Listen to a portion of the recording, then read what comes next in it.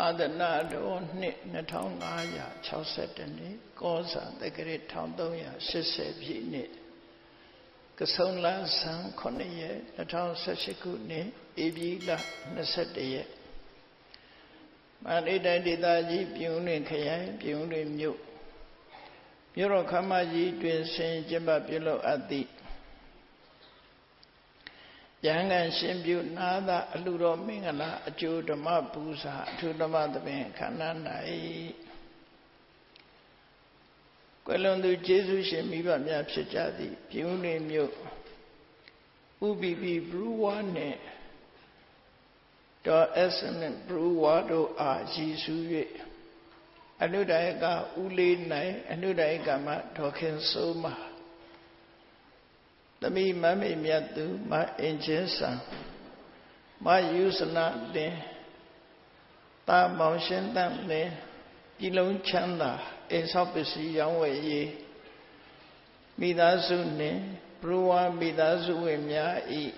အမတဒါနဓမ္မဌာနအဖြစ်ဖြင့်ဟောကြားအပ်သောကုသိုလ်တရားနှင့်စိတ်ဆွမ်းအားများအကြောင်းတရားဒေသနာတော်ဒီကနေ့ညဓမ္မသဘင်ခန္ဓာကိုရွှေဘုန်းတော်သခင်ရှင်တော်မြတ်ဖရာဤမဟာကရုဏာကုံကိုအာယုံပြုငါတိကျူဖတ်ဆိုအပ်သောဝန္ဒနာပနာမအာတိတဂါထာကိုရွတ်ဆိုပူဇော်ခြင်းဖြင့်စတင်ညရအောင်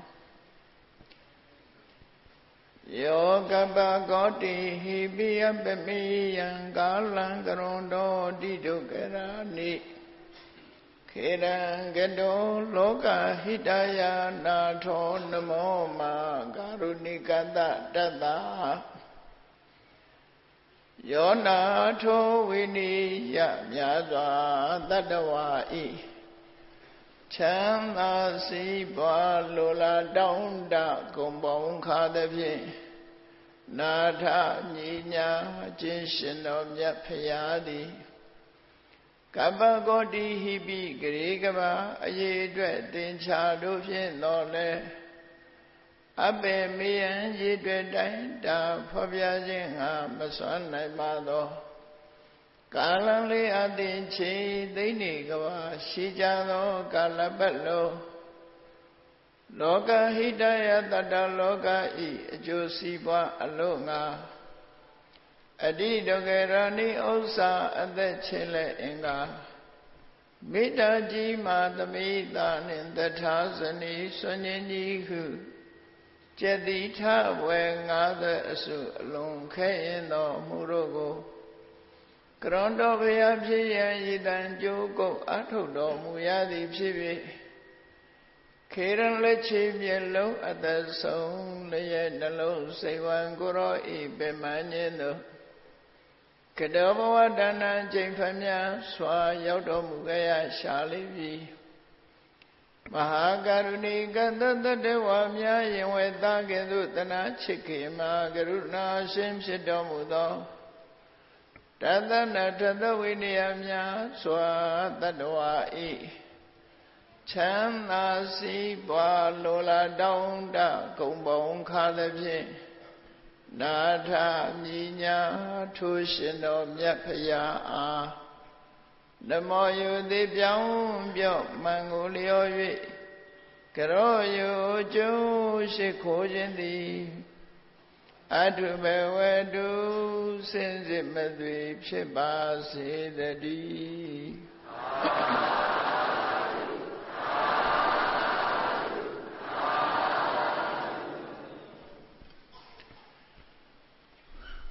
ကုသိုလ်တရားနှင့်စိတ်ဆွမ်းအားဘုရားမြတ်စွာဟောကြားခဲ့တဲ့အဆုံးအမထေသနာတော်တွေကိုဓမ္မဆိုတဲ့စကားလုံးနဲ့ဖော်ပြတာဖြစ်တယ်။အဲ့ဒီဓမ္မဆိုတဲ့အရာဟာအတ္တနောသဘာဝံဓာရိတိတိဓမ္မောလို့ဆိုတယ်မိမိရဲ့မှန်ကန်တဲ့သဘာဝလက္ခဏာကိုပိုင်ဆိုင်ထားရှိသောကြောင့်ဓမ္မလို့ဆိုဓမ္မဆိုတဲ့အရာဟာ သဘာဝတရားပဲဖြစ်တယ်ပေါ့သဘာဝဆိုတာအရာဝတ္ထုတစ်ခုမှာဆိုင်ရာသဘာဝတရားတွေရှိတယ်အဲ့ဒီသဘာဝတရားတွေဟာသူ့ရဲ့ကိုယ်ပိုင်အနေအထားတစ်ခုကိုဆိုလို့ဒါကြောင့်မို့ပါဠိစကားသဘာဝဆိုတဲ့စကားလုံးကသဘာဝသဆိုတာမိမိပိုင်ဆိုင်တဲ့ဘာဝရှိတဲ့အနေအထားဖြစ်နေတဲ့အနေအထားသူ့သဘာဝအတိုင်းရှိတဲ့အရာတစ်ခုဖြစ်တယ်ဆိုပါစို့ထင်ရှားအောင်ပြောရမယ်ဆိုရင်မီးဆိုတဲ့အရာမှာပူခြင်းလောင်ကျွမ်းခြင်းဆိုတဲ့သဘာဝတရားသူမှရှိတယ်ဘယ်အရာကိုဆွဲပြီးတော့ဖြစ်တဲ့မီးပဲဖြစ်ဖြစ်ပူတယ်အတိုင်းအတာတစ်ခုအရာလောင်ကျွမ်းနိုင်တယ်ဆိုသူ့ရဲ့သဘာဝတရားပဲအဲ့ဒီသဘာဝကိုပဲအုံနေချာကိုယ်ပိုင်အနေအထားတစ်ခုကိုဆိုလို့ရသော်ဗျာဟောတဲ့တရားတွေထဲမှာလည်းပဲလူတိုင်းကိုကောင်းကျိုးချမ်းသာတွေကိုဖြစ်စေနိုင်တဲ့သဘာဝတရားဟာကုသတရားပဲဖြစ်တယ်ကုသလအနဝိသဒုက္ခဝိပါကလက္ခဏာကုသလဆိုတဲ့စကားလုံးအရာကုသိုလ်လို့သတ်မှတ်ထားတဲ့သဘာဝတရားတွေဟာအပြစ်ကင်းခြင်းဆိုတဲ့ကိုယ်ပိုင်အမှတ်သားရှိရုံမြတ်မကဒုက္ခဝိပါကချမ်းသာတဲ့အကျိုးကိုထုတ်လုပ်ပေးနိုင်တဲ့စွမ်းရည်တတ္တိရှိကြတယ်အရာခတ်သိမ်းကိုသေးသေးချာချာစဉ်းစားကြည့်ရုပ်ဝတ္ထုပစ္စည်းတွေထဲမှာဘယ်အရာပဲဖြစ်ဖြစ်တုံ့ပြန်တတ်တဲ့အနေအထားလေးတွေရှိတယ်ဥပမာပဲကျမ်းမာစေတတ်တဲ့အစာအာဟာရကိုစားလို့လန်းဆန်းတက်ကြွအားရင်ပြီးကျမ်းမာလာတယ်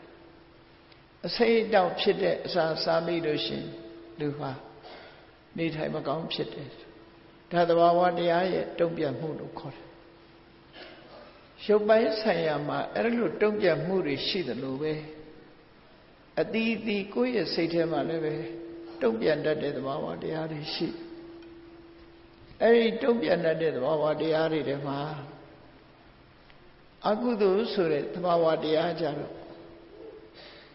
မိမိရဲ့ရင်ထဲနှလုံးထဲမှာဖြစ်လာရင်အစိတ်အတောက်လို့အပြစ်ရှိပြီးအကျိုးတက်ရောက်တဲ့အခါမှာဆင်းရဲတဲ့အကျိုးဖြစ်ပေါ်စေတယ်ဒါအကုသိုလ်ဓမ္မရဲ့တုံ့ပြန်မှု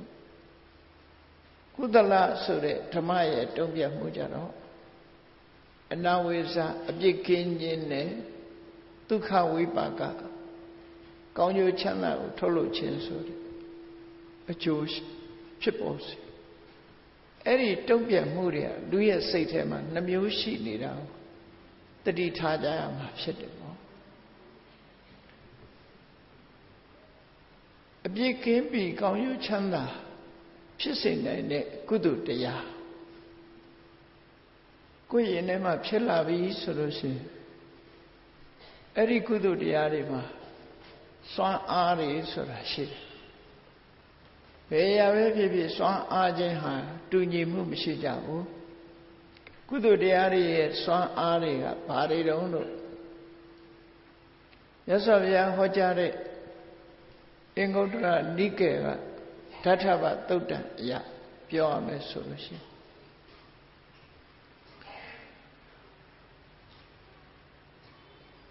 စွမ်းအား၅မျိုးမြတ်စွာဘုရားဖော်ပြထားတာဟုတ်အဲ့ဒီစွမ်းအား၅မျိုးဟာသဘာဝတရားဖြစ်သည့်အတွက်ကြောင့်လူတိုင်းရဲ့တဏ္ဍာမှာရယူပိုင်ဆိုင်ခွင့်ရှိတယ်ဘယ်သူမှပိုင်တဲ့တရားမဟုတ်ဘူးကိုယ်ရင်နဲ့နှလုံးထဲမှာဖြစ်ပြီးဆိုရင်ဒီတရားတွေရှင်ထဲရောက်လာတဲ့ပုဂ္ဂိုလ်တိုင်းဟာ ဆိုင်ရာစွမ်းဆောင်မှုတွေ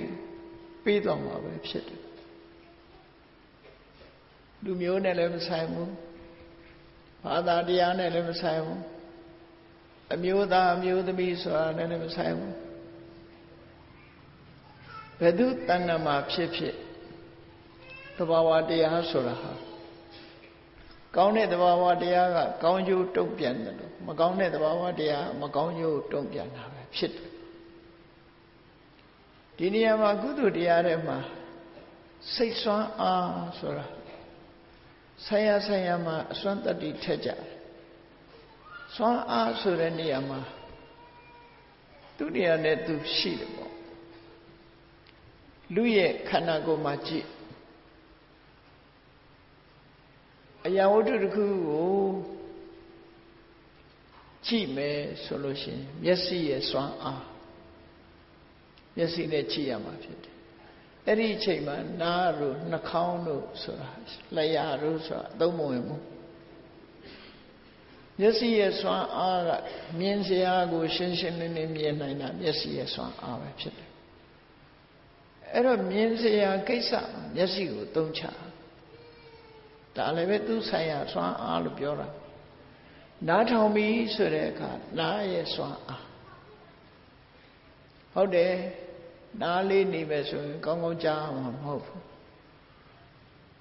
နားရဲ့စွမ်းအားဟာအတန်ကိုရယူတဲ့နေရာမှာသူကစွမ်းအားကြီးမားတယ်မျက်စိကအဲ့ဒီနေရာမှာအသုံးဝင်မှုအတန်နားထောင်တဲ့အခါအနတ်ဆိုတဲ့အာယုန်နဲ့ပတ်သက်လာလို့ရှိရင်နှာခေါင်းရဲ့စွမ်းအားမျက်စိတို့နားတို့ကအနတ်မခံနိုင်ဘူးအနတ်ကိုမရယူနိုင်ဘူးနှာခေါင်းကပဲအနတ်ကိုရယူအရသာဆိုတဲ့အခါကျတော့လျှာရဲ့စွမ်းအားအရသာခံတဲ့နေရာမှာလျှာနဲ့ပဲသုံးချဒီအချိန်မှာမျက်စိကလည်းသုံးဝင်လာဘူးနားလည်းသုံးဘူးနှာခေါင်းလည်းသုံးဘူးလျှာပဲကျန်တဲ့အထီးတွေ့တွေနဲ့ပတ်သက်လာကာယစွမ်းအားလို့ဒီလိုပြောအဲ့တော့ဘယ်ရာပဲဖြစ်ဖြစ်ဆိုင်ရာကိစ္စတွေမှာသူတို့ရဲ့စွမ်းအားနဲ့အသုံးချပြီးတော့ပြုလုပ်ကြတာဖြစ်တယ်ပေါ့အဲ့ဒီစွမ်းအားတွေဟာသဘာဝစွမ်းအားတွေဟာလူတိုင်းမှာရှိချတယ်မျက်စိရှိတယ်မြင်စရာတွေကြည့်လို့ရတယ်နားရှိတယ်အသံတွေနားထောင်လို့ရတယ်နှာခေါင်းရှိရင်အနတ်နားရှုလို့ရမယ်လျှာရှိလို့ချွတ်ချင်းစခါ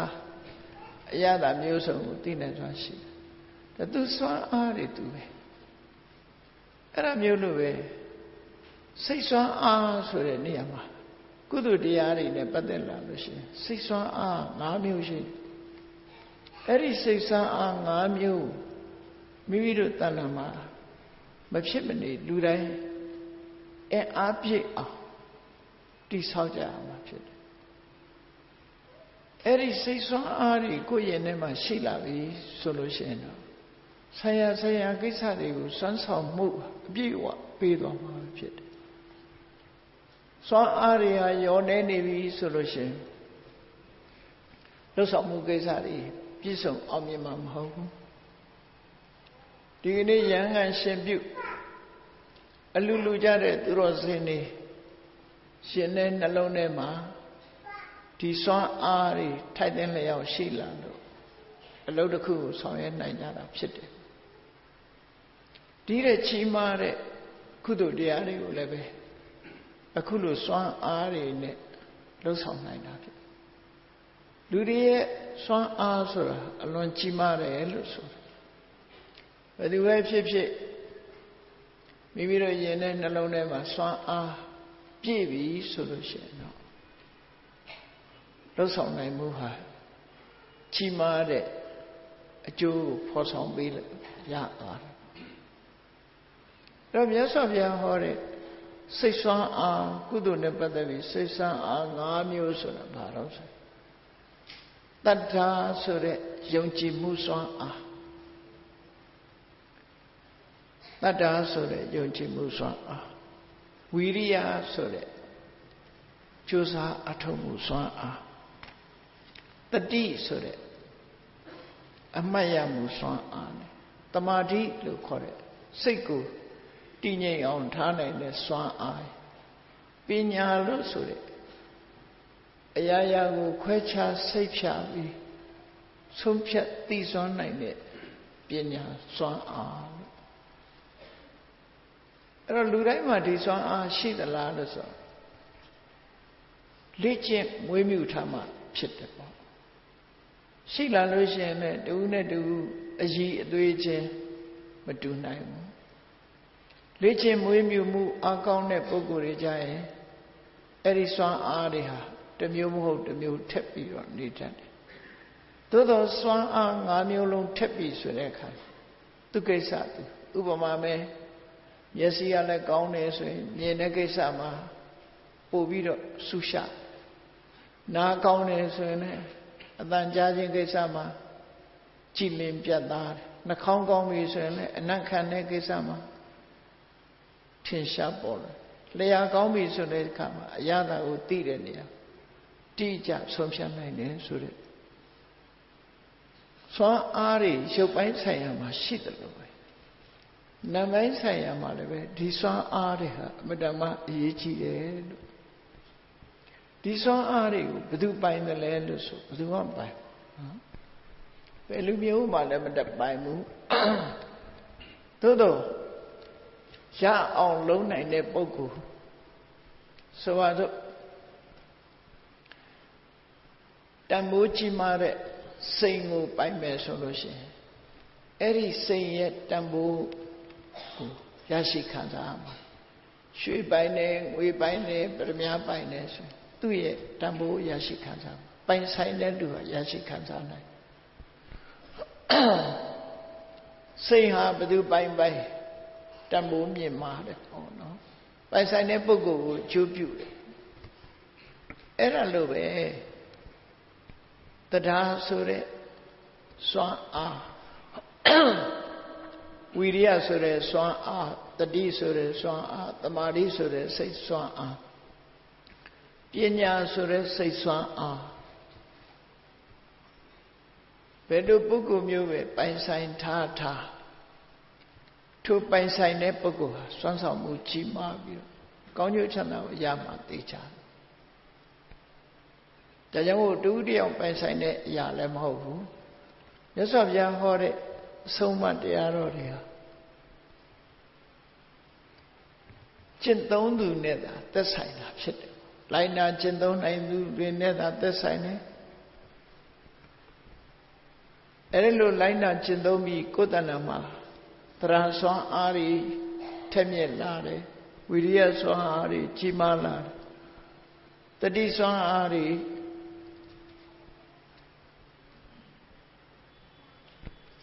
လွန်ကဲလာတယ်တမာတိစွမ်းအားတွေမြင့်မားလာတယ်ပညာစွမ်းအားတွေထက်မြက်လာတယ်ဆိုလို့ရှိရင်ထိုပုဂ္ဂိုလ်ရဲ့အရေးချင်းစိတ်ပိုင်းဆိုင်ရာအရေးချင်းအလုံးဟာထက်မြက်လာမှာပဲဖြစ်တယ်ဆင့်မြင့်တဲ့ပုဂ္ဂိုလ်ဖြစ်ကိုရောက်ရှိသွားတယ်ဒါကြောင့်မို့မြတ်စွာဘုရားဟောတဲ့ဓမ္မလို့ဆိုတဲ့တရားတော်တွေဟာအိမ်ဦးတင်ထားပြီးတော့ကိုးကွယ်ရတဲ့ကိုးကွယ်ရုံတက်မဟုတ်ဘဲနဲ့မိမိရဲ့ရှင်တဲ့နှလုံးသားထဲကိုရောက်အောင်လုပ်ရမယ်အရာတွေဒါဖြစ်တယ်ဆုတောင်းနေရမယ့်အရာလည်းမဟုတ်ဘူးကျင့်ကြံကြိုးပမ်းအထောက်ခြင်းဖြင့်ရရှိတာလူတွေရဲ့စွမ်းရည်တွေကာယစွမ်းရည်တွေဆိုတာစဉ်းစားကြည့်ပါလေ့ကျင့်ခြင်းအပြင်ကာယစွမ်းရည်တွေရတယ်အဲ့တော့ကာယစွမ်းရည်ဟာလေ့ကျင့်ယူရတာဆိုတာငကိုရှိတဲ့ကာယစွမ်းရည်ကိုမြင့်မားလာအောင်လေ့ကျင့်တာထို့တူပဲစိတ်ပိုင်းဆိုင်ရာစွမ်းရည်တွေကိုလည်းပဲလေ့ကျင့်ပြီးတော့ယူရတာသာဖြစ်တယ်လူတိုင်းမှာအခြေခံအပြင်ကာယစွမ်းရည်တွေရှိတယ်စိတ်ပိုင်းဆိုင်ရာစွမ်းရည်တွေရှိတယ်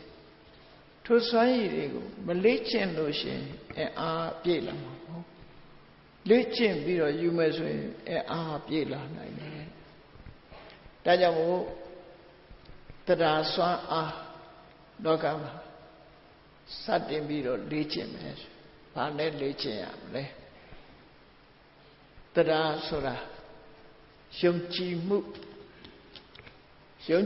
ဆိုတဲ့နေရာမှာအသိဉာဏ်နဲ့ထိန်းချုပ်ထားတဲ့အသိဉာဏ်ပါတဲ့ယုံကြည်မှုအတွေ့အကြုံရယုံကြည်မှုဒီနေရာမှာယုံကြည်မှုကဘာကိုယုံကြည်တာတော့လို့မေးလို့ရှိရင်မြတ်ဗုဒ္ဓရဲ့အသိဉာဏ်ကိုယုံကြည်တာလူတယောက်ဟာယုံကြည်ပုံယုံကြည်နည်းကမတူကြဘူးဘုရားရဲ့အသိဉာဏ်ကိုယုံကြည်တာနဲ့ဘုရားရဲ့အစွမ်းတကူကိုယုံကြည်တယ်ဆိုတဲ့နေရာမှာဖော်ဆောင်လာတဲ့အနေထားခြင်းဟာကွဲပြားခြားနားဘုရားရဲ့အစွမ်းတကူကိုယုံကြည်တဲ့ပုဂ္ဂိုလ်ဟာအဲ့ဒီအစွမ်းတကူရဲ့အရေးကိုရခြင်းခိုကိုးခြင်းအစွမ်းတကူကိုအားကိုးခြင်းနဲ့စိတ်တွေလုပ်ပြီးကိုယ့်အကိုကြိုးစားမဲ့ပုဂ္ဂိုလ်မျိုးမဟုတ်တော့မြတ်စွာဘုရားရဲ့အသိဉာဏ်ကိုယုံကြည်တယ်ဆိုတဲ့ပုဂ္ဂိုလ်ကြတယ်ထိုအသိဉာဏ်ဖြင့်ဟောပြောဆုံးမထားတဲ့ဆုံးမဩဝါဒတရားကိုဒါလုံးရမယ်ဆိုရင်ရအောင်လုပ်တဲ့လိုက်နာရတဲ့အနေအထားမျိုးဖြစ်ပေါ်စေတာမျိုးအသိဉာဏ်ကိုယုံကြည်တဲ့လူဟာမှန်ကန်တဲ့လမ်းကြောင်းပေါ်ကိုရောက်လာတကူယုံကြည်တဲ့ပုဂ္ဂိုလ်ဟာမှန်ကန်တဲ့လမ်းကြောင်းပေါ်မရောက်ဘူးအသိဉာဏ်ကိုယုံကြည်လို့မြတ်ဗုဒ္ဓရဲ့အဆုံးအမတရားတော်တွေကိုလိုက်နာကျင့်သုံးခြင်းအပြင်ကိုယ့်ရဲ့ယင်နဲ့နှလုံးထဲမှာဓမ္မစွမ်းအားတွေစိတ်စွမ်းအားတွေရလာတယ်ဆိုထိုစိတ်စွမ်းအားကကောင်းကျိုးချမ်းသာတွေကိုပေးသွားတာဖြစ်တယ်ပြင်ပကတကူရှင်တွေကကိုယ်ကောင်းကျိုးဆိုးကျိုးလုပ်နိုင်တာမဟုတ်ဘူးမလုပ်နိုင်ဘူးဆိုတာအပြည့်အဝမလုပ်နိုင်တာပြောတာဘဝခရီးတစ်ခုလုံးအတွက်အဆုံးဖြတ်မပေးနိုင်ကောင်းကျိုးဆိုးကျိုးကိုတကယ်ဖန်တီးနေတဲ့အရာသည်မိမိရဲ့ရှင်တဲ့နှလုံးထဲမှာဖြစ်ပေါ်နေတဲ့စိတ်စွမ်းအားများတာဖြစ်တယ်ပေါ့စိတ်စွမ်းအားတွေကသာကိုယ့်ဘဝကိုဖန်တီးနေတာသာဖြစ်တယ်သို့သောလောကလူတွေကကိုယ့်ရဲ့ရှင်တဲ့နှလုံးထဲမှာရှိတဲ့စိတ်စွမ်းအားကိုကြော်ပြီးတော့ပြင်မကိုအားကိုးတဲ့ပုဂ္ဂိုလ်ကလောကကြီးမှာမများဘူးလားဆိုများတယ်ပြင်မအားကိုးတဲ့ပုဂ္ဂိုလ်တွေကအများစုပဲဖြစ်တယ်ဒါဖြင့်ပြင်မရဲ့အကျိုးသက်ရောက်မှုကမရှိဘူးလားဆိုထိုက်တန်သလောက်တော့ရှိကောင်းရှိသို့တော့အတွင်းကြကြအားကိုးရတဲ့အရာမျိုးတော့မဟုတ်ဘူးဆိုပါစို့ပညာတတ်ဖြစ်ဖို့အသိဉာဏ်ဘဝတုတ္တကျွယ်ဝဖို့ဆိုတာအမေအဖေကပံ့ပိုးပေးနိုင်လားဆိုပံ့ပိုးပေးနိုင်တယ်သို့တော့တကယ်ဖြစ်မြောက်အောင်ဆောင်ရွက်သူကကိုယ်သာလင်ဖြစ်တယ်အမေအဖေကဘာလုပ်ပေးနိုင်တော့ကျောင်းကောင်းကောင်းထားပေးမယ်ဆရာကောင်းကောင်းနဲ့အပ်ပေးမယ်လိုအပ်ချက်တွေကိုဖြည့်ဆွတ်ပေးမယ်ဒါအမေဖေကလုပ်နိုင်တာဒီလောက်တိုင်းတာပညာတတ်ဖြစ်အောင်ကိုယ်တိုင်ပဲကြိုးစားရတာကိုယ်တိုင်ကမကြိုးစားဘူးဆိုရင်ပညာတတ်ဖြစ်နိုင်မဖြစ်တဲ့ပုဂ္ဂိုလ်တွေအများကြီးပဲမိဘချမ်းသာကြွယ်ဝလို့ကျောင်းကောင်းကောင်းထားတော့လဲမိမိကိုယ်တိုင်ရဲ့အရေးချင်းမရှိတာကြောင့်ဖြစ်စေမကြိုးစားတာကြောင့်ဖြစ်စေပညာတတ်ဖြစ်မသွားတဲ့ပုဂ္ဂိုလ်တွေလောကကြီးမှာအများကြီးအပိုင်းကန္တာနှစ်ကန္တာရှိတယ်မိဘလုံနိုင်တဲ့အပိုင်းကိုယ်တိုင်လုံရတဲ့အပိုင်းမိဘတဲ့လုံနိုင်တဲ့အပိုင်းကအပြင်ကလုပ်ပေးရတာအကူအညီပေးတဲ့အပိုင်းပဲဖြစ်တယ်အတွင်းပိုင်းကမိမိကိုယ်တိုင်ရရှိအောင်လုပ်ရတာဖြစ်တယ်အဲ့တော့ဒီနေရာမှာမြတ်စွာဘုရားရဲ့အဆုံးအမတရားဆိုတာအတွင်းနဲ့ရောက်တရားစွမ်းအားဖြစ်လာအောင်မိမိကိုယ်တိုင်ကကြိုးစားအောင်မှာဖြစ်တယ်ပေါ့သူများကပြောလို့ဆိုလို့ဟောလို့တရားစွမ်းအားတွေမိမိကိုယ်တိုင်ကမကြိုးစားလို့ရှိရင်တက်လာမှာမဟုတ်ဘူးထို့တူပဲဝိရိယစွမ်းအားတတိစွမ်းအားသ မာဓိစွမ်းအားပညာစွမ်းအားဆိုတာလေးတည်းကိုယ်တိုင်ကြိုးစားအထောက်မှုမရှိဘူးဆိုရင်ရရှိမှာမဟုတ်ဘူးပြင်ပတစ်ခုတည်းနဲ့မရနိုင်ဘူးဥပမာတစ်ခုရှင်းရှင်းလေးစဉ်းစားကြည့်လူတယောက်အားအင်ပြည့်ဖို့ဆိုတဲ့နေရာမှာအကူအညီအားအင်ပြည့်စေတာနှစ်ခုရှိတယ်အကြောင်းနှစ်ခုရှိအကြောင်းတစ်ခုကအပြင်ဘက်က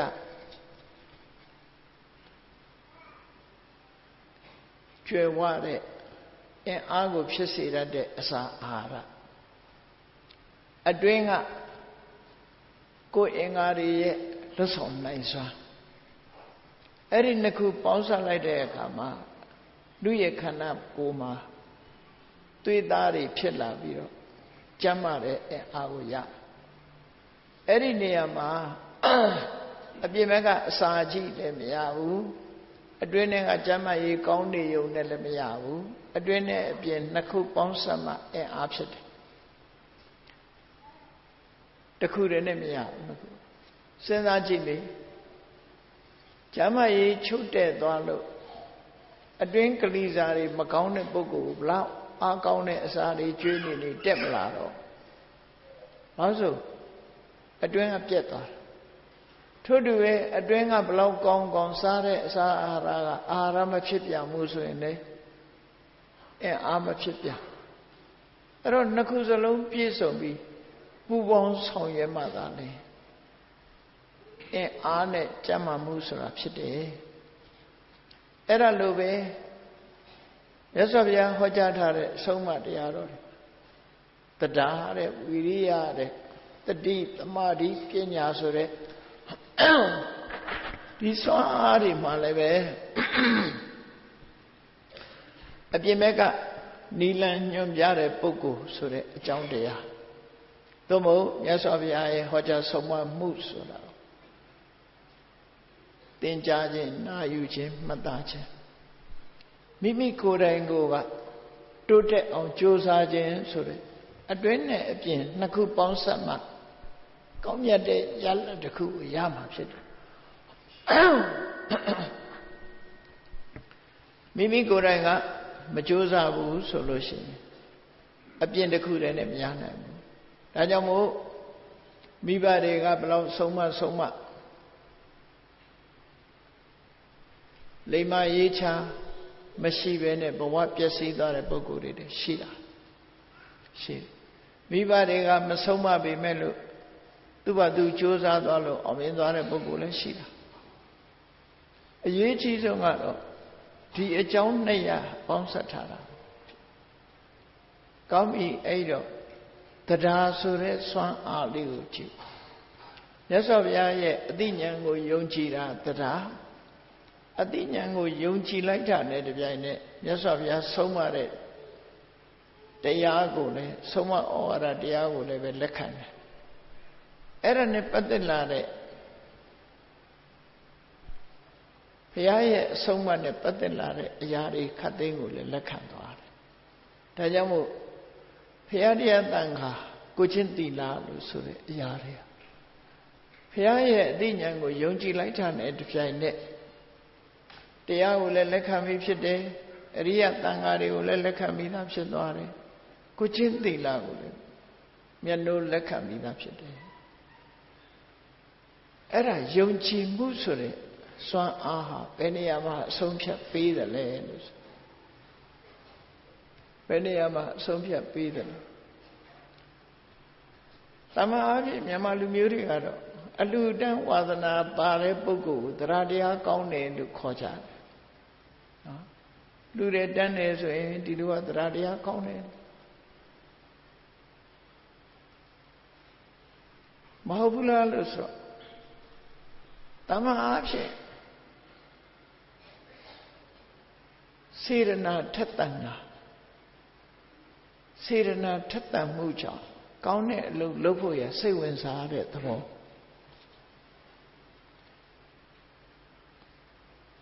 ယုံကြည်တယ်မျက်နှိုးတယ်ယုံတယ်ဆိုတဲ့နေရာမှာ တရားစွမ်းအားဟာလည်းပဲအတိညာဏ်ကနေထိမ့်ကွက်ပြီးတော့မပေးရင်လမ်းချော်သွားတတ်တယ်ပေါ့ဝါဝါမြင်တိုင်းရွှေမထင်နဲ့ဆိုတာလို့တရားတရားတတ်တတ်သမားကစဉ်းစားဉာဏ်မရှိဘဲနဲ့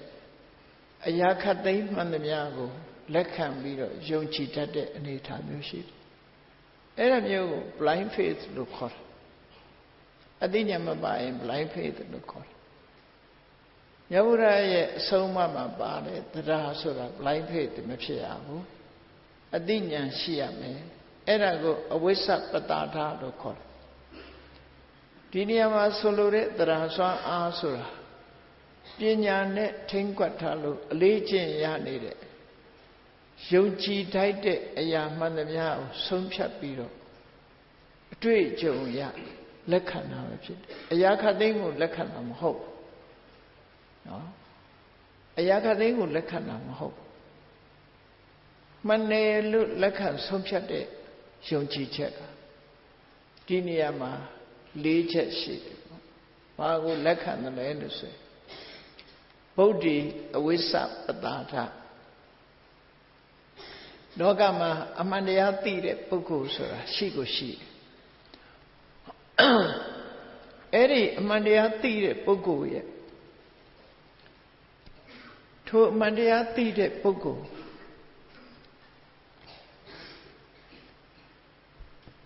လက်ခံယုံကြည်တယ်ထိုပုဂ္ဂိုလ်ရဲ့အရည်အချင်းတွေကိုလက်ခံယုံကြည်တယ်ဓမ္မေအဝိစ္စပတာရအမှန်တရားသိတဲ့ပုဂ္ဂိုလ်ဟောပြောထားတဲ့မှန်ကန်တဲ့ဓမ္မပေါ်မှာလဲအသိဉာဏ်နဲ့တကယ်ဟုတ်မှန်တယ်ဆိုတာကိုသက်ဝင်ကြည်ညိုလက်ခံတယ်။တန်ခေအဝိစ္စပတာရဓမ္မကိုအောင်မြင်မြင်ကျင့်သုံးတဲ့ပုဂ္ဂိုလ်မှာလည်းပဲကျင့်သုံးထားလို့အောင်မြင်ပေါက်ရောက်သွားတဲ့အရိယသံဃာတွေရှိတယ်ဆိုတာကိုလည်းအသိဉာဏ်နဲ့ထဲထဲဝင်ဝင်ယုံကြည်လက်ခံထားတယ်ထိုယုံကြည်လက်ခံမှုကိုအကြောင်းပြုပြီးတော့မြင့်မြတ်ဖြူစင်တဲ့ပုဂ္ဂိုလ်တွေရဲ့ကိုယ်ချင်းတရားတခြားမဟုတ်ဘူးမြင့်မြတ်သူတို့ရဲ့ကိုယ်ချင်းတရားဆိုတာ၅ပါးသီလပဲဖြစ်တယ်မြင့်မြတ်တဲ့ပုဂ္ဂိုလ်တွေဟာသူများကိုဒုက္ခပေးတဲ့အလုပ်ကိုမလုပ်ဘူးသူများအသက်ဖြတ်လို့ဖြတ်စီမလုပ်ဘူးသူများပစ္စည်းကိုဖြတ်လို့ဖြတ်စီမလုပ်ဘူးသူတော်ဘာသာမယာမစော်ကားဘူးလိမ့်လိလှည့်ပြားပြီးသူများပျက်စီးအောင်မလုပ်ဘူးတဲ့မိမိရဲ့အသိဉာဏ်တန်ဖိုးကိုပျက်စီးစေမဲ့မူရစေဝါမကျင့်သုံးမှုမသုံးဘူးအဲ့ဒါဟာကိုချင်းတရားမြင့်မြတ်သူတို့ရဲ့ကိုချင်းတရားလို့ခေါ်တယ်အဲ့ဒီကိုချင်းတရားကိုလည်းပဲတန်ဖိုးထားလေးစားတယ်လို့အဲ့ဒါဟာစာပေကျမ်းကမှာသောတပတ္တိယင်္ဂလို့ခေါ်တယ်ဘုရားဘာသာဝင်ထဲမှာအခြေခံခိုင်မာသွားတဲ့ဘုရားဘာသာဖြစ်ဖို့အတွက်သောတာပန်အဆင့်ရောက်သွားလို့ရှိရင်ခိုင်မာတဲ့ဘုရားဘာသာလို့သူတို့ပြောကျန်တဲ့ပုရုษင်ဆိုတာတော့ခိုင်မာတယ်လို့ပြောလို့မရသေးဘူးသောတာပန်ဖြစ်သွားရင်တော့ဘုရားဘာသာမှာခိုင်မာသွားတယ်ခိုင်မာတာဟာဘလို့ရည်ချင်းနေတဲ့ခိုင်မာတာတော့လို့ဆိုတော့ရသော်ဘုရားနဲ့ပတ်သက်လာလို့ရှိရင်လောကမှာအမှန်တရားသိတဲ့ပုဂ္ဂိုလ်ထိုအမှန်တရားသိတဲ့ပုဂ္ဂိုလ်ဟာဟောတဲ့တရားထိုတရားအတိုင်းလိုက်နာကျင့်သုံးတဲ့ဓမ္မတန်ခါနော်ဒါတွေကိုလက်ခံယုံကြည်ပြီးကိုချင်းသီလ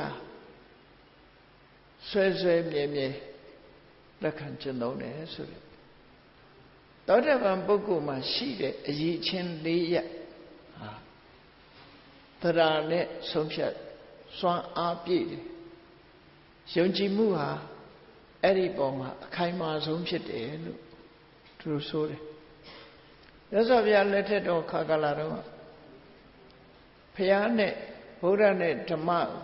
လက်ခံယုံကြည်မှုနဲ့ပတ်သက်ပြီးတော့ရသော်ဘုရားကသူရအမ္ပထသူရံပထဆိုတဲ့တခါ အိမ်ကြွတဲ့အခါမှာတရားဟောတယ်တရားဟောတဲ့အခါမြတ်စွာဘုရားဟောတဲ့တရားတွေဟာသဘာဝတရားကိုဟောတာဖြစ်တော့သဗ္ဗေသင်္ခါရအနိစ္စသင်္ခါရတရားမှန်သမျှဟာမမြဲဘူးသဗ္ဗေသင်္ခါရဒုက္ခသင်္ခါရတရားမှန်သမျှဆင်းရဲတယ်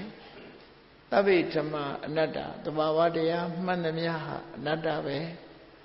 အနတ္တဆိုတာကိုယ်အလိုတိုင်းမဖြစ်ဘူးကိုယ်ဖြစ်ချင်တာမဖြစ်ဘူးအုပ်ထိန်လို့ချုပ်ကင်လို့မရဘူးဆိုတဲ့သဘာဝတရားကိုချုပ်ကင်ထားလို့မရဘူးဆိုတဲ့ဒီဟောပြောချက်နဲ့ပတ်သက်တဲ့အခါသောတာပန်ဖြစ်သွားတဲ့ပုဂ္ဂိုလ်တယောက်ဟာဒီအမြင်ကဘယ်တော့မှမပြောင်းတော့အဲ့ဒါလို့မြတ်စွာဘုရားကဟောလိုက်တော့သူရပဋ္ဌဆိုတဲ့တရားကိုဒီဝိပဿနာဉာဏ်အမြင်နဲ့ပတ်သက်ဟောလိုက်တော့သူကိုယ်တိုင်ကထဲထဲဝင်ဝင်သိရှိနားလည်ပြီးမှန်ကန်တယ်ဆိုတာဆုံးဖြတ်ယုံကြည်ထားတာအဲ့ဒီအချိန်မှာ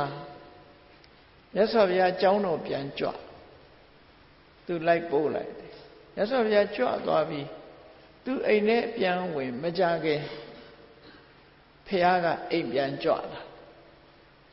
အိမ်ပြန်ကြွလာပြီးတော့ဘုရားပြန်ကြွလာတယ်ဆိုတော့အံ့ဩတော့ပြန်ကြွလာပြီးတော့ဘာပြောတော့ဆိုခုနပြောတဲ့ထဲမှာမှားသွားတာလေးကိုပြင်ပြောမလို့ဆိုပြီးတော့သဗ္ဗေသင်္ခါရအနိစ္စလို့ဆိုတာမြဲတာလည်းရှိသေးတယ်သဗ္ဗေသင်္ခါရဒုက္ခဒုက္ခလို့ပြောပေမဲ့လို့ချမ်းသာတာလည်းရှိသေးတယ်သဗ္ဗေဓမ္မအနတ္တသဘာဝတရားတွေကိုမပိုင်တာဆိုပေမဲ့ပိုင်တာလေးတွေရှိသေးတယ်လို့ပြန်ပြင်ပြောတာဆိုဟိုသူရပဋ္ဌဆိုတဲ့တရားကမြတ်စွာဘုရားတရားကိုထဲထဲဝင်ဝင်လက်ခံထားတော့သူယုံကြည်ချက်မပြောင်းတော့အခုပြောတာဘယ်သူလဲဘုရားတော်မဖြစ်နိုင်ဘူးဆိုတော့မှဘုရားရောင်ဆောင်းလာတဲ့မနတ်ဖြစ်နေတာကိုတွေ့ရတယ်ပေါ့နော်မနတ်ကအဲ့လိုရုပ်တရက်လာရောက်ပြီးပုံမှားရိုက်ထားတောင်မှပဲသူဟာလက်ခံခြင်းမရှိတော့ဘူးလို့ဆိုလို့အဲ့ဒါခိုင်မာသွားတယ်ဆိုတဲ့အဓိပ္ပာယ်ယုံကြည်ချက်ခိုင်မာသွားတယ်ကိုယ်တိုင်ကိုယ်ကထဲထဲဝင်ဝင်သိထားတဲ့အရာတစ်ခုသူများပြောလို့လက်ခံရတဲ့အနေအထားမျိုးမဟုတ်ဘူးကိုယ်တိုင်ကိုယ်ကမြဲတဲ့အရာမရှိဘူးချမ်းသာတဲ့အရာဆိုတာမရှိဘူးသင်္ခါရတရားတွေနောက်ဆုံးပိတ်အနေနဲ့မြဲဖြစ်မှုပြမှုတွေနှိမ့်ဆက်နေလို့ဆင်းရဲတယ်ကိုယ်အလိုတိုင်းမပါလို့အနတ္တဆိုတာဒါတွေကိုထဲထဲဝင်ဝင်မိမိကိုယ်တိုင်ကိုယ်ပိုင်ဉာဏ်ဖြင့်ဆုံးဖြတ်သိရှိထားသည့်အတွက်ကြောင့်ဒါတွေဟာအမှန်လို့လက်ခံထားပြီးသားဖြစ်တယ်ကိုယ်ကျင့်သီလနဲ့ပတ်သက်လာလို့ရှိရင်လည်းပဲ၅ပါးသီလဘယ်ဟာကအရေးကြီးတယ်ဘယ်ဟာကအရေးမကြီးမဟုတ်ညီတူအလုံးဟာအရေးကြီးတယ်တပါးလောက်ထိရင်လုံလောက်တယ်ဆိုတဲ့အတွေးမျိုးတွေလည်းမရှိဘူး၅ပါးသီလကတပါးသီလလည်းမဖြစ်ဘူးနှစ်ပါးသီလလည်းမဖြစ်ဘူး၅ပါးသီလ၅ပါးသီလအဖြစ်ဆုံးအဲ့ဒါနဲ့ပတ်သက်ပြီးတော့ခိုင်မာတဲ့ယုံကြည်ချက်ရသွားတာအဲ့ဒါသရစွမ်းအားလို့ခေါ်တယ်အဲ့ဒီသရစွမ်းအားဟာသောတာပန်ပုဂ္ဂိုလ်ရဲ့အည်အသွေး၄ရပ်နဲ့ပတ်သက်လာလို့ရှိရင်သရစွမ်းအားရဲ့ထက်မြက်မှုကအမြဲတမ်းအဆုံးဖြတ်ပေးနိုင်တယ်လို့သူဆိုခိုင်မာသွားတဲ့မိမိရဲ့သရစွမ်းအားကိုဘယ်သူမှပြောင်းလဲအောင်လုပ်လို့မရတော့ဘူးအဲ့ဒါလိုခိုင်မာသွားပြီဆိုတဲ့သရစိတ်စွမ်းအားကုသိုလ်တရားတွေပေါ်မှာခိုင်မာသွားတာအလွန်အရေးပါတယ်လို့သူဆိုဒါကြောင့်မို့ဘုန်းကြီးတို့တွေဒီအချက်နဲ့ပတ်သက်ပြီးတော့ယုံကြည်မှုဟာခိုင်မာရမယ်ပေါ့မခိုင်မာဘူးဆိုရင်အခုယုံကြည်ချက်ကတစ်မျိုးတော့ကြယုံကြည်ချက်ကတစ်ဖုံပြောင်းသွားတတ်သေးတယ်ပေါ့အဲ့ဒါလို့မပြောင်းမဲနဲ့ခိုင်မာသွားတာသူဆိုအဲ့ဒါကုသိုလ်တရားနဲ့ပတ်သက်ပြီးတော့စိတ်စွမ်းအားတစ်ခုပဲနောက်တော့ဝီရိယစွမ်းအားဆိုတာဝီရိယလို့ဆိုတဲ့နေရာမှာကောင်းကျိုးချမ်းသာကိုဖြစ်ပေါ်စေတတ်တဲ့ အရာတွေဆိုးကျိုးဖြစ်ပေါ်စေတတ်တဲ့အရာဆိုတော့လောကမှာနှစ်မျိုးရှိလူတိုင်းမှာအကောင်းနဲ့ဆိုနှစ်မျိုးဆိုတာရှိနေတတ်တယ်ရှိတဲ့အခါမှာဘာကြိုးစားရလဲလို့ဆိုရင်ဒီနှစ်ခုဟာအဆိုးတရားတွေကိုဖယ်ရှားဖို့ဆိုတာလဲကြိုးစားရမယ်အကောင်းတရားတွေကိုယ်တဏ္ဍမှာဖြစ်ပွားဖို့ဆိုတာလဲသူ့ဟာသူဖြစ်လာမှာမဟုတ်ကြိုးစားမကြိုးစားလို့ရှိရင်အဆိုးတရားကလည်းဖယ်ရှားလို့ရမှာမဟုတ်ဘူးအကောင်းတရားကလည်းကိုယ်တဏ္ဍမှာရောက်လာမှာမဟုတ်ဘူးနော်ပညာရဖို့ဆိုခုခေတ်ကလေးတွေကြည့်ငယ်ငယ်လေးတွေအကြောင်းတရားသင်ကြားတယ်အဲ့ဒါလိုပဲဘုန်းကြီးတို့တွေပါအရေးကြီးတာပါဥပမာတစ်ခုပြောမယ်ကိုကထစ်ခနဲ့ရှိစိတ်တူတတ်တယ်ဒေါသဖြစ်တယ်ဆိုတာအဲ့ဒီဖြစ်လာတဲ့ဒေါသမဖြစ်အောင်ကြိုးစားရမယ်ဖြစ်လာခဲ့လို့ရှိရင်တွန်းလှန်ဖယ်ရှားဖို့ကြိုးစားရမယ်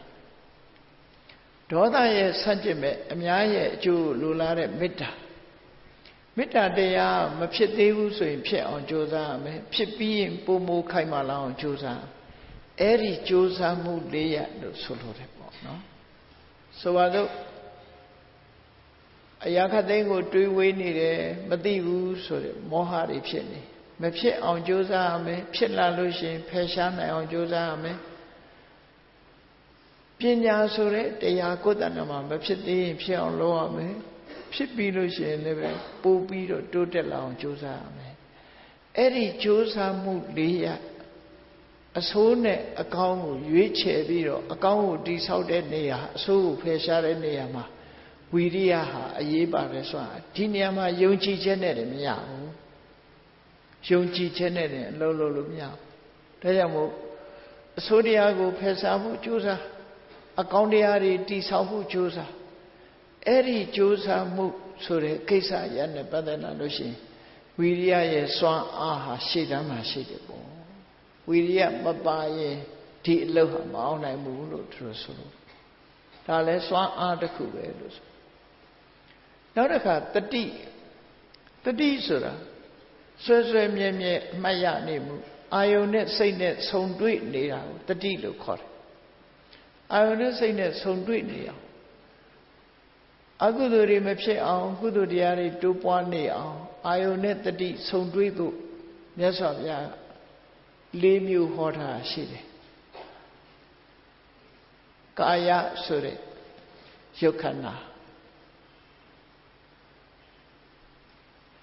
ဝေဒနာဆိုတဲ့စိတ်ခံစားချက်စိတ်လို့ဆိုတဲ့အာယုန်ကိုတတိထားမှု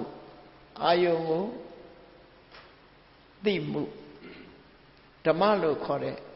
မိမိတဏ္ဍမှာရှိတဲ့ဉာဏ်နဲ့သဘာဝတရားကာယဝေဒနာစိတ်ဓမ္မလို့ဆိုတဲ့တတိပဋ္ဌာန်တရား၄ပါးတတိကဆွဲမြဲမြဲအာယုံစိုက်ရမယ်တရား၄မျိုးကိုယ်ခန္ဓာကိုယ်မှာအရေးကြီးတဲ့အချက်၄ချက်လို့ဒီလိုပြောရမယ်ကိုယ့်ရဲ့ရုပ်ခန္ဓာလို့ခေါ်တဲ့ကာယစိတ်ခံစားမှုဆိုတဲ့ဝေဒနာစိတ်လို့ဆိုတဲ့စိတ်ဓာတ်ကြံတဲ့သဘာဝဓမ္မအဲ့ဒါတွေပေါ်မှာစင်စစ်မပြတ်တတိရှိနေရမယ်လို့ဆိုလို့အဲ့ဒီနေရာမှာတတိလွတ်သွားလိုက်တာနဲ့တပြိုင်နက်တတိအဆောင်ရှောက်မရလို့ရှိရင်ထိုအာယုန်နေနဲ့စိတ်တွေဟာကွဲကွာသွားမှာဖြစ်တယ်ကွဲကွာသွားလိုက်တာနဲ့တပြိုင်နက်ကာယရဲ့သဘာဝကိုလည်းမသိတော့ဘူးစိတ်ခံစားမှုရဲ့သဘာဝကိုလည်းမသိတော့ဘူးစိတ်ရဲ့သဘာဝကိုလည်းမသိတော့ဘူးဓမ္မရဲ့သဘာဝကိုလည်းမသိတော့ဘူးအာယုန်နဲ့စိတ်နဲ့တတိလေးလွတ်သွားလိုက်တာနဲ့တပြိုင်နက်သဘာဝတရားတွေဟာကွဲပြောက်သွားသဘာဝတရားမသိတော့တာတတိလွတ်လိုက်တာနဲ့တပြိုင်နက်အရှုဝင်လာမှာကဘသူတွေတုံးဆိုလောဘတွေဝင်လာမယ်ဒေါသတွေဝင်လာမယ်မောဟတွေဒါကြောင့်မို့ဒီအာယုန်ဒီပေါ်မှာစိတ်နဲ့အာယုန်စုံစည်းနေဖို့ရာအတွက်တတိဟာအမှန်တမ်းအရေးပါတယ်ဒါကြောင့်မို့တတာရက်ခေါ်တတိဟာအဆောင်အရှောက်ဆိုတာနဲ့လာသရံတူကိုယ်အိမ်ထဲမှာမလိုလားတဲ့ရင်ကောင်းနေချင်းကောင်းနေနော် မဝင်ရအောင်ဆိုတာတကားကိုပိတ်ကြအပြင်လူတွေမဝင်နိုင်အောင်တကားဆိုတာပိတ်ကြလုံအောင်ပိတ်တာအဲ့ပိတ်ထားလို့ရှိရင်အပြင်ဘက်ကမလိုလားတဲ့ဟာတွေဝင်လို့မရတော့အဲ့လိုမျိုးလိုပဲကိုယ်စိတ်ထဲမှာမလိုလားအပ်တဲ့လောဘဒေါသမောဟစတဲ့အဟုတုတရားတွေမဝင်ဖို့ရအတွက်တတိဟာတကားရွက်တပွဲဆောင်းရှောင်းအနေနဲ့လုံအောင်ပိတ်ရမယ်အဲ့ဒီလိုတတိပဌာန်တရား၄ပါးကိုကြိုးစားအထုတ်တဲ့နေရာမှာတတိဟာအရေးပါတဲ့စွမ်းအားတစ်ခုပဲလို့ပြောမှဒီနေရာမှာတရားနဲ့အရာဘူးကြိုးစားရုံတက်တက်နဲ့မရဘူးလို့ဒီလိုဆိုလို့တယ်ပေါ့တတိကအခိုင်အမာရှိနေရမယ်လို့သူပြောတာနောက်တစ်ခုတမာတိဆိုတာအာယုန်တစ်ခုပဲတဲပေါ်မှာစိတ်ကိုဆွဲဆွဲမြဲမြဲဒီစုစည်းထားနိုင်တာတမာတိလို့ခေါ်တယ် concentration မိမိကမ္မထာအာယုန်တစ်ခုပေါ်မှာစိတ်ကိုစုကြသွားအောင်အဲ့ဒါလို့စုသွားအောင်လုပ်တဲ့စွမ်းအားတမာတိစွမ်းအားပဲဖြစ်တယ်ဒီနေရာမှာသမထကျင့်စဉ်တစ်ခုကိုကျင့်ပြီးတော့ဆိုပါတော့အာနာပါနလုပ်တယ်လို့ဆိုတဲ့အခါမှာဖြစ်သမျှစိတ်တွေဟာတမာတိစွမ်းအားနဲ့ထွက်လေဝင်လေလေးပေါ်မှာစုကြသွားအောင်လုပ်ဖို့လိုအဲ့ဒါလို့စုကြသွားလို့အာယုတစ်ခုတည်းပေါ်မှာရမှသူကစွမ်းအားဆိုတာရှိတယ်ဥပမာဘာနဲ့တူတော့ဆိုလို့ရှိရင်လူငယ်လူရွယ်တွေမက်ဂနီဖိုင်ဂလတ်ပဲမှန်ဘလူးဆိုတဲ့ဟာနဲ့နေအောင်ကြီးကိုစုဆွဲပြီးတော့စက္ကူကိုမီးရှို့တယ်နော်နေအောင်ကြီးကိုစုပြီးတော့စုနိုင်တယ်များစုလိုက်တာနဲ့တပြိုင်နက်အရာဝတ္ထုတစ်ခုစက္ကူပဲဖြစ်ဖြစ်အဝတ်ပဲဖြစ်ဖြစ်နေအောင်ရဲ့စွမ်းအားစုလို့ရှိရင်အဲ့ဒီနေရာလောင်ကျွမ်းသွားတာပဲဖြစ်တယ်ပေါ့အဲ့ဒါလိုပဲစိတ်ကိုတမာရီနဲ့စုလိုက်ပြီဆိုရင်အဲ့ဒီစိတ်စွမ်းအားဟာထက်မြက်တာစိတ်စွမ်းအားဟာအာယုန်တစ်ခုတည်းပေါ်မှာတိဆောက်ထားနိုင်သည့်အတွက်ကြောင့်ဇံလို့ဆိုတဲ့အဆင့်ကိုရပြီထိတဲ့တမာရီစွမ်းအားတွေကောင်းလာပြီဆိုရင်အဘိညာဉ်လို့ခေါ်တဲ့စွမ်းတကူတွေထိအောင်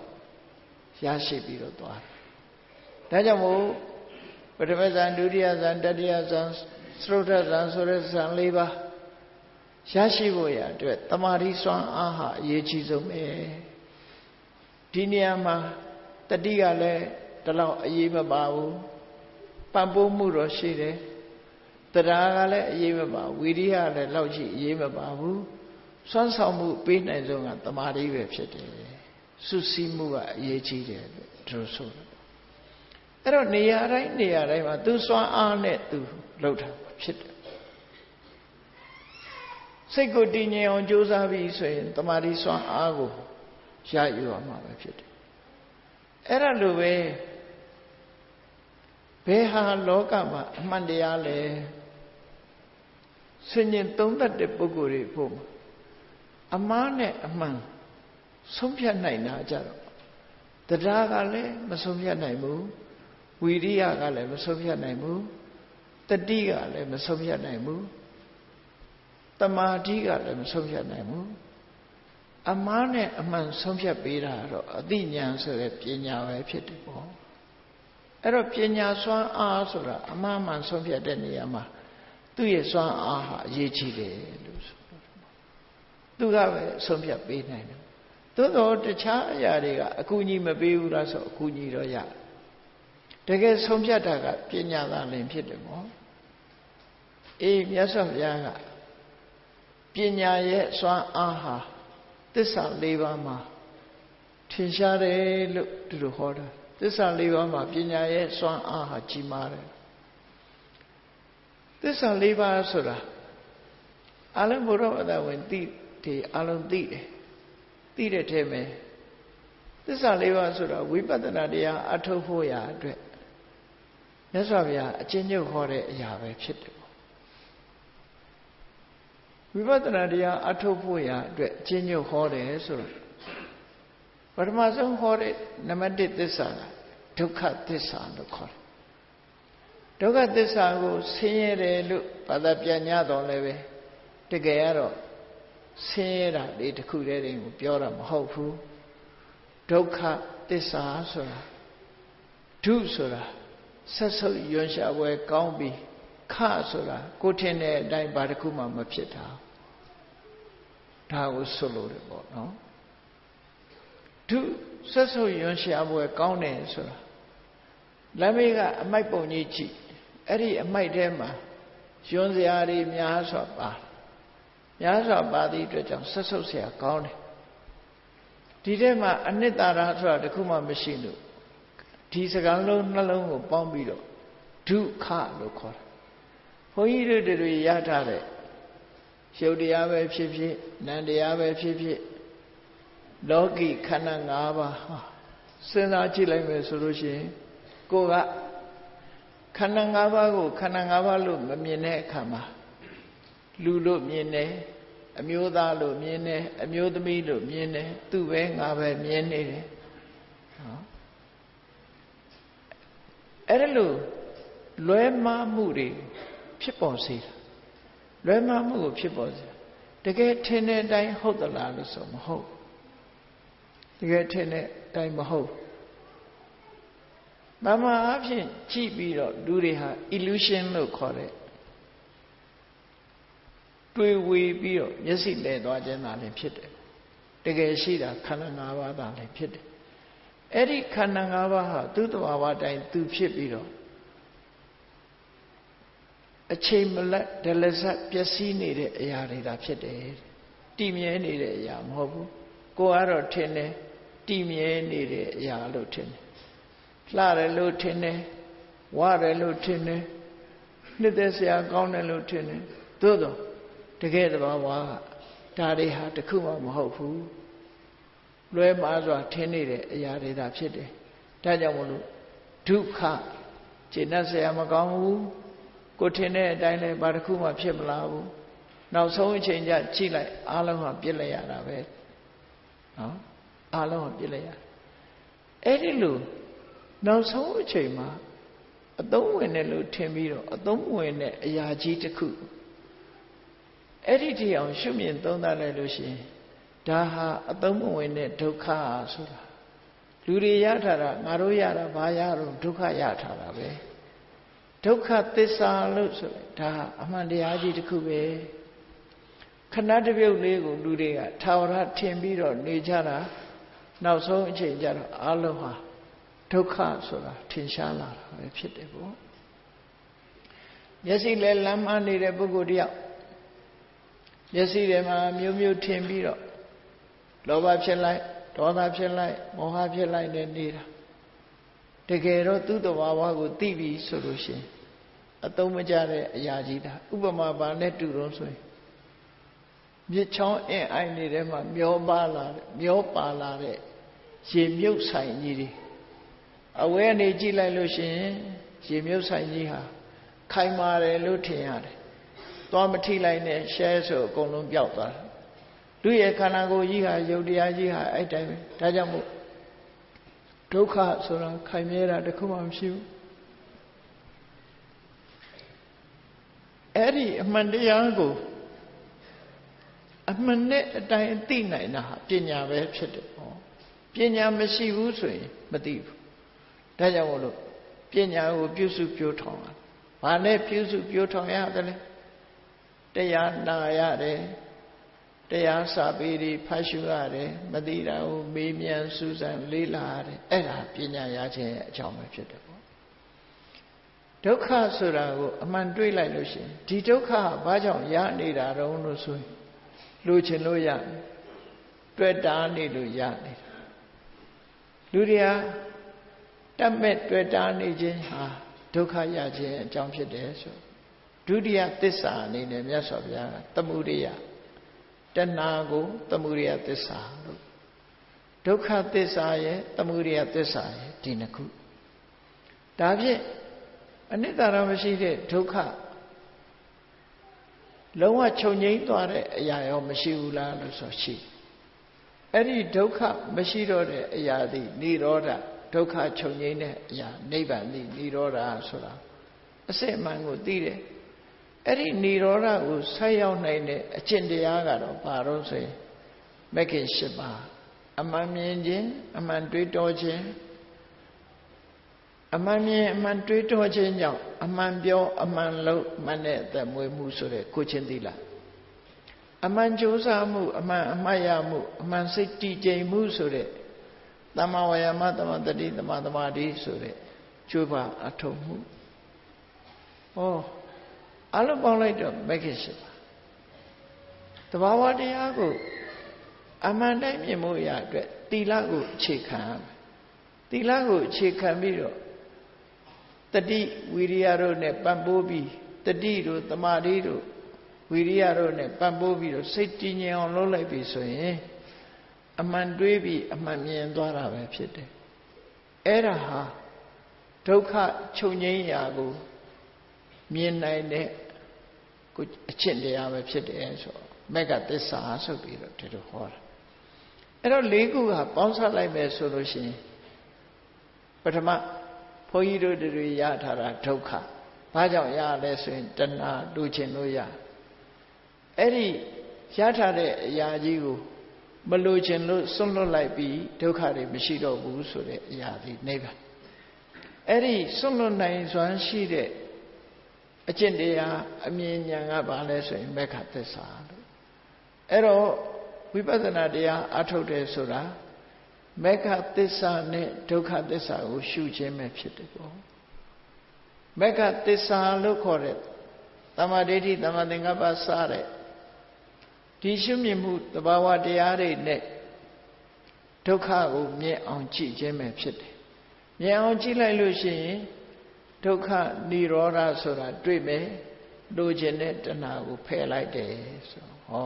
ရလကနှစ်ခုထွက်လာရလကနှစ်ခုထွက်လာဒုက္ခကိုဖန်တီးနေတဲ့အကြောင်းတရားကိုလည်းရှင်းပြလိုက်နိုင်တယ်ရှင်းပြလိုက်သည့်အတွက်ကြောင့်ဘယ်တော့မှဒုက္ခမရတော့တဲ့ဒုက္ခនិရောဓဆိုတဲ့အဆင့်ကိုလည်းပဲသိရှိပါ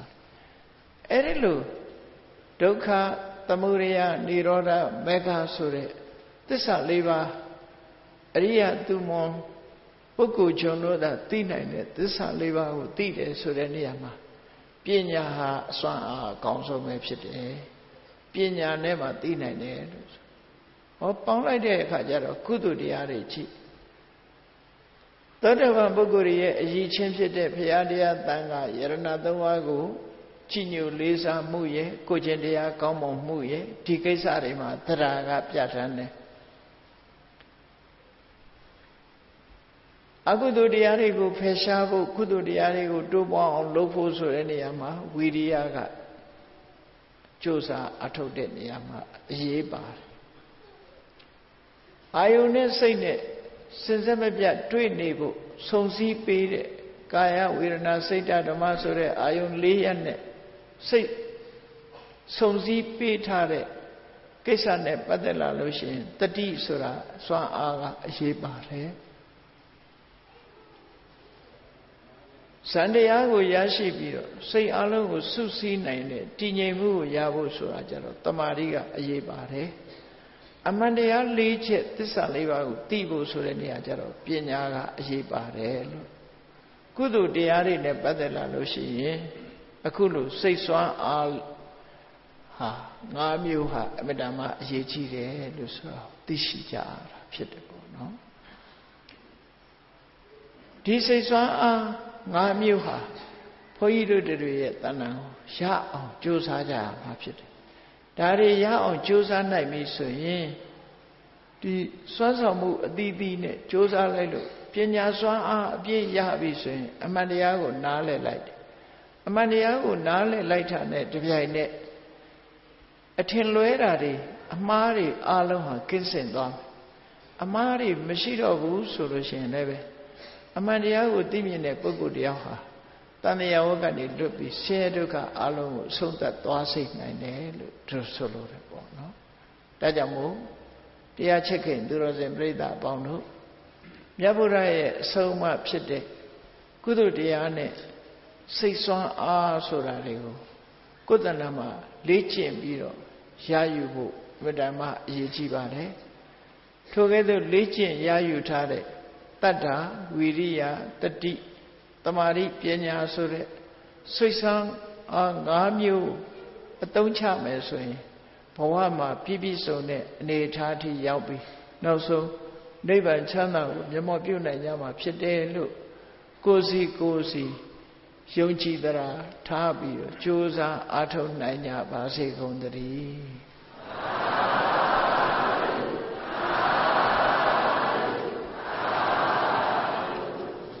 မေတ္တာပို့ရအောင်တတ္တဝါများစွာဘေးရန်กว่าချမ်းသာကြပါစေတတ္တဝါများစွာဘေးရန်กว่าချမ်းသာကြပါစေမေတ္တာရေချမ်းသောငါဖြံငြိမ်းချမ်းကြပါစေမေတ္တာရေချမ်းသောငါဖြံငြိမ်းချမ်းကြပါစေသက်ရှိချမ်းသာစိတ်ချမ်းသာလူရဆန္ဒပြည့်ပါစေသက်ရှိချမ်းသာစိတ်ချမ်းသာလူရဆန္ဒပြည့်ပါစေဟောလန္တာဒုက္ခပင်ကစားမေတ္တာပုံနေတုသင်္ကမမနောတရတိတပိတံဘဝယံတုဒုက္ခနကမေတ္တာပုံနေတုသင်္ကမစုပေါင်းပုအမေတ္တာတဟုရောင်မြူပဝင်းငွေလာမင်းနှင့်ရောင်ခြင်းရှက်ယုံပေါင်းဆောင်ရခြင်းကြောင့်တပိတံကျွေးမဲ့ဥဒုံလုံးစုံများစွာတတ္တဝါတို့၏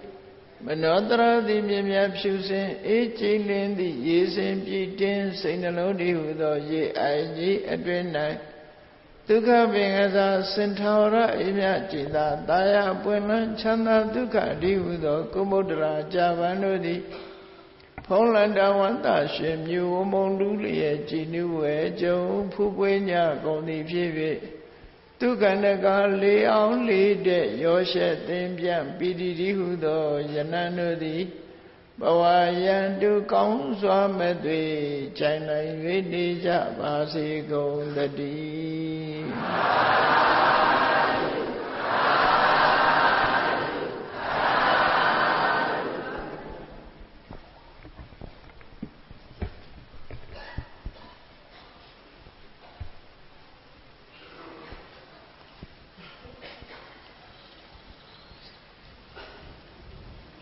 ယနေ့ညကျင်းပပြုလုပ်အပ်သောကွယ်လွန်သူမိဘများဖြစ်ကြတဲ့ဦးပီပီဘရူဝါနဲ့ဒေါ် SM ဘရူဝါတို့ကိုရည်စူး၍ပြင်ဦးလွင်မြို့ဘရူဝါမိသားစုဝင်များဆင်ရင်ကျင်းပပြုလုပ်အပ်တဲ့တိက္ခာထက်ယဟန်ခံရှင်ပြုနာတာအလှတော်မင်္ဂလာအကျူဓမ္မပူဇာအထူးဓမ္မသဘင်နဲ့ဆက်လျင်း၍အလှဒါယကာဒါယိကာမမိသားစုများနဲ့အလှရှင်အပီးပီးတို့၏လှူဒါန်းမှုများကိုဆောင်ရွက်ကြရန်ဖြစ်ပါတယ်ခင်ဗျာအလှရှင်ကြီးများဆရာတော်ဘုရားထံအဆက်စွာလှူဒါန်းနိုင်ရန်အတွက်ဆရာတော်ဘုရားကြီး၏ကပ္ပိယကာရကအဖြစ်ဥအောင်ထေမှဆောင်ရွက်ပေးပါရန်လေးစားစွာပန်ကြားအပ်ပါတယ်ခင်ဗျာ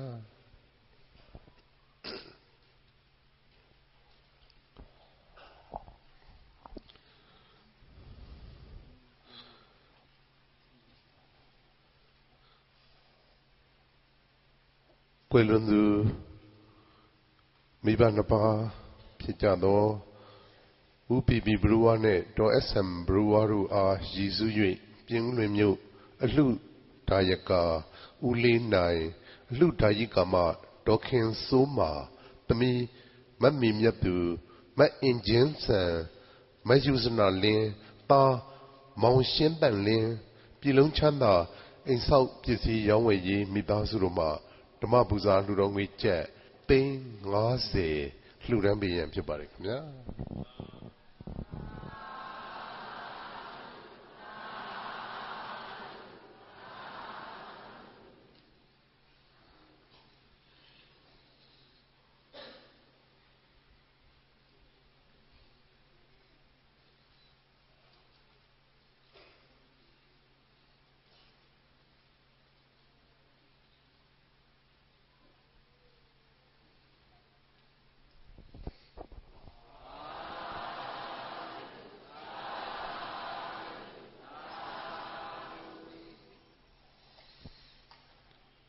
ပြင်းလွင်မြို့အလှတာယကာဦးကျော်ကျော်မျိုး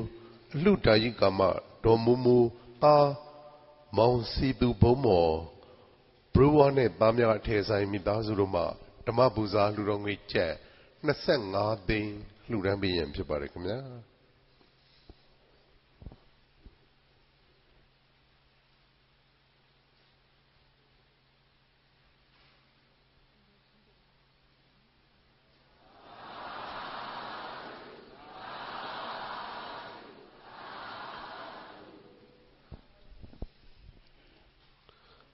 ပြင်းလွင်မြို့ဦးမင်းနိုင်ဒေါ်လှလှဝင်းနဲ့သားသမီးများရွှေပြည်သာအိမ်ဆောက်ပစ္စည်းရောင်းဝယ်ရေးမိသားစုတို့မှဓမ္မပူဇာလှူတော်ငွေကျပ်10သိန်းလှူဒန်းပေးရန်ဖြစ်ပါတယ်ခင်ဗျာ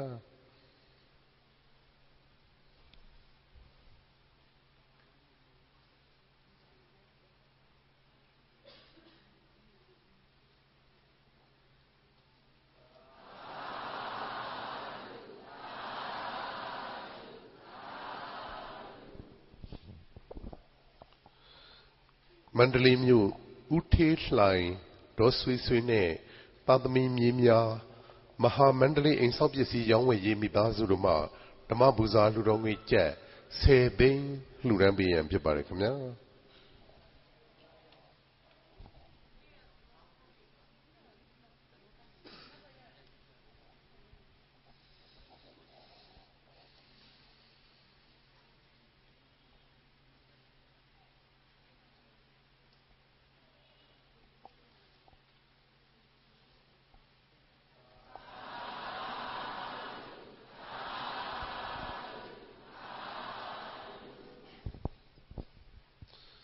အောင်ပန်းမြို့ဦးအောင်လွင်ဒေါ်မိမိနဲ့သားသမီးမြေတစု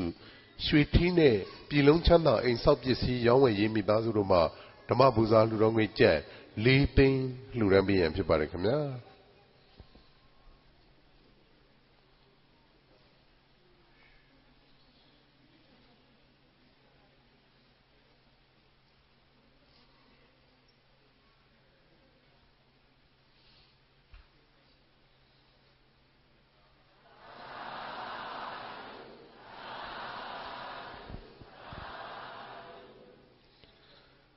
မန္တလေးမြို့ကိုကျော်စိုးလင်းမက်ခိုင်တီတာခိုင်နန်းတော်အထည်ဆိုင်မိသားစုတို့မှဓမ္မပူဇာ5သိန်းလှူဒန်းပေးရန်ဖြစ်ပါတယ်ခင်ဗျာ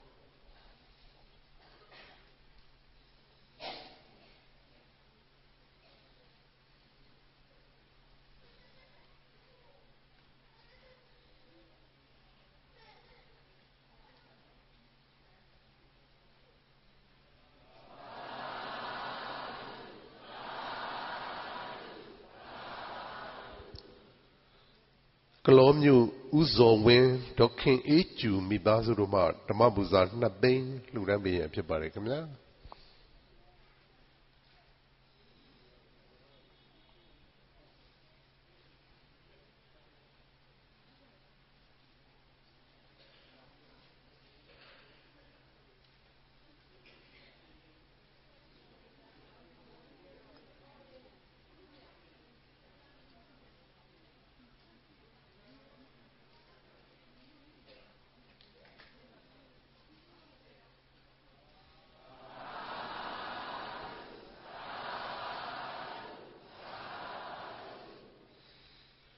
ဘူချုပ်တန်းဦးအားရည်စူး၍ဇနီးဒေါ်မြင့်တန်းနဲ့သားသမီးမြေးများရန်ကုန်မြို့မှ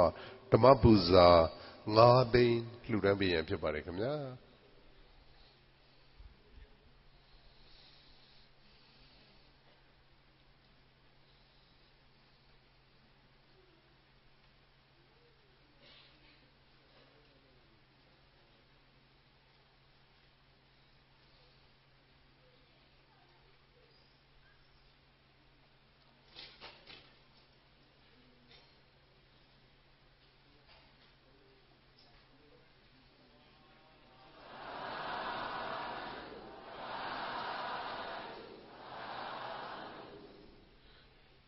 ဒီဘောမျိုးဦးဆိုင်ထွန်းကျော်ဒေါ်နန်းခန့်ကူမိသားစုတို့မှဓမ္မပူဇာ9 သိန်းလှူဒန်းပေးရန်ဖြစ်ပါတယ်ခင်ဗျာ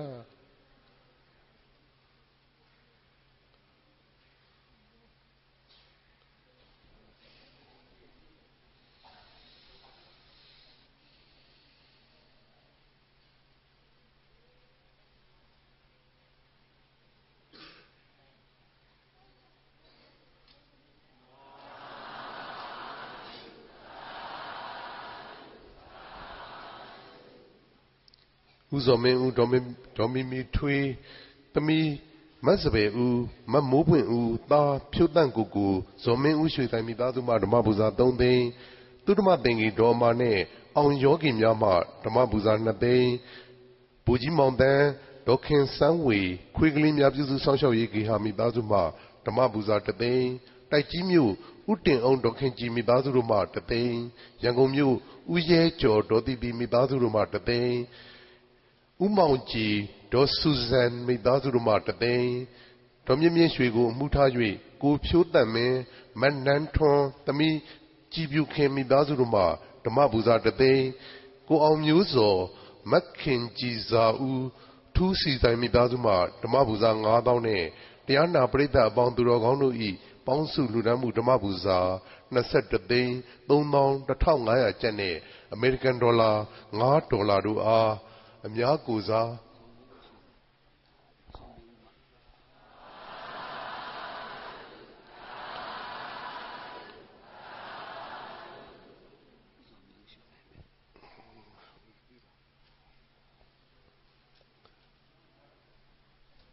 ဦးမျိုးမှလှူဒန်းပေးရန်ဖြစ်ပါတယ်ခင်ဗျာ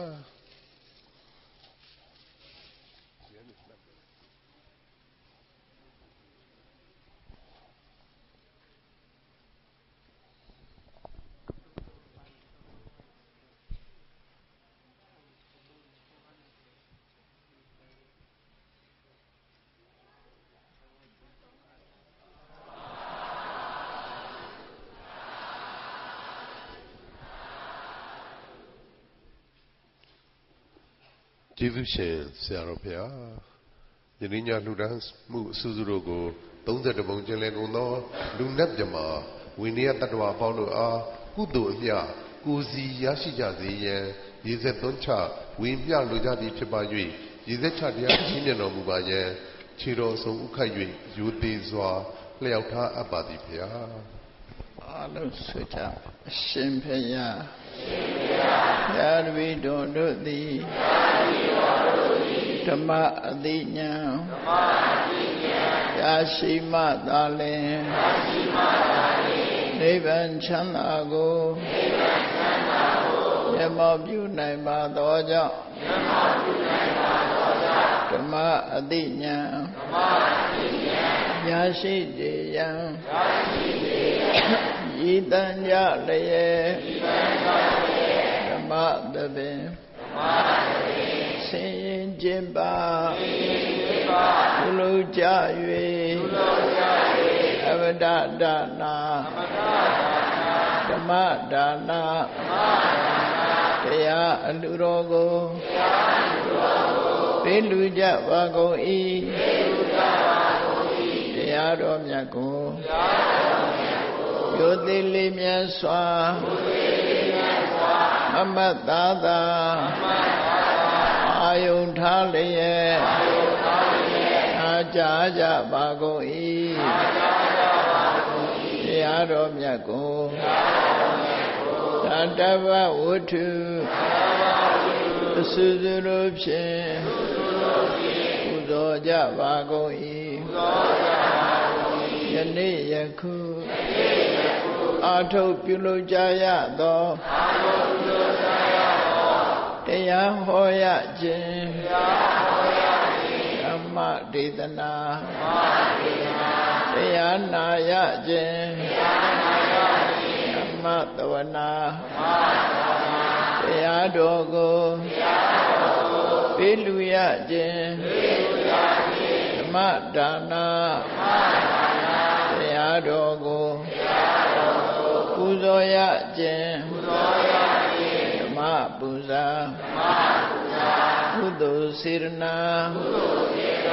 ဖြာဖြာတို့သည်ဒုက္ခခတ်သိမ်းချုပ်ငြိမ်းရမှန်နိဗ္ဗာန်ဤအကြောင်းအထောက်ပံ့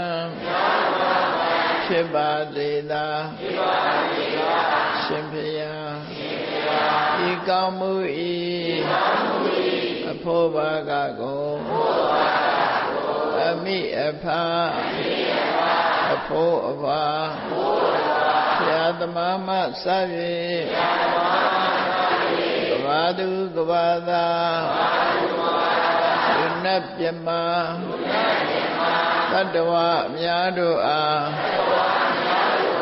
အမြအမြဝေငှပါကုန်၏ကုသိုလ်အမြကိုစီရကြကုန်သည်ဖြစ်၍ကိုယ်စိတ်နှဖျားချမ်းသာကြသည်ဖြစ်ကြပါစေကုန်သတည်းကြာကြာကြာအမြအမြအမြ